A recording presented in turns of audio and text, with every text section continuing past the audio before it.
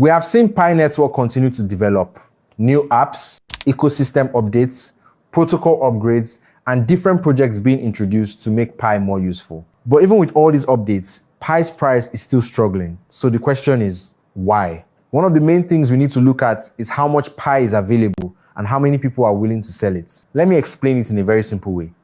Pi Network has a maximum supply of 100 billion Pi. But don't get confused by that number. It doesn't mean that all 100 billion Pi are currently available on the market. There's a difference between the total amount that can ever exist and the amount that is actually available and moving around right now. What matters for the price is how much Pi is available today and how much more becomes available over time. And this is where migration and token unlocks become important. As more pioneers complete the required steps and move their Pi to mainnet, more Pi becomes available to use.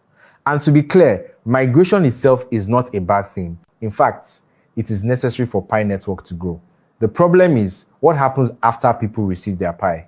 Some people will keep it, some people will use it, but some people will say, I've been mining this Pi for years, let me sell some. And if a lot of people make that decision at the same time, we can have a lot of Pi being sold. Now, imagine there are many people selling Pi, but there are not enough people buying. What happens? The sellers have to lower their prices to find buyers, and that can put pressure on the price. This is why something interesting can happen with Pi. Pi Network can announce a new update. A new app can be launched. The ecosystem can continue growing, but the price may still not go up. And some people may ask, but Pi is developing. Why isn't the price pumping? The simple answer is this.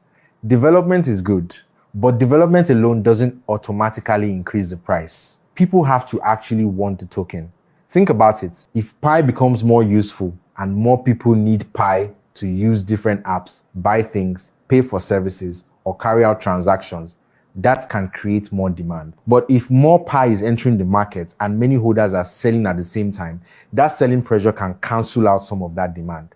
So you have two things happening at the same time. On one side, you have more development and potentially more people wanting to use Pi. On the other side, you have more Pi becoming available and some people wanting to sell. And the balance between these two sides is very important. This is why I don't think we should look at Pi's price based on announcements alone. A new update doesn't automatically mean the price will go up. What we should really be watching is what happens after the updates. Are more people actually using Pi? Are people buying Pi? Are Pi apps getting real users? And at the same time, how much new Pi is entering the market and how many people are selling? These are the things that can give us a better picture of what is really happening. Because at the end of the day, it's not just about how much Pi exists.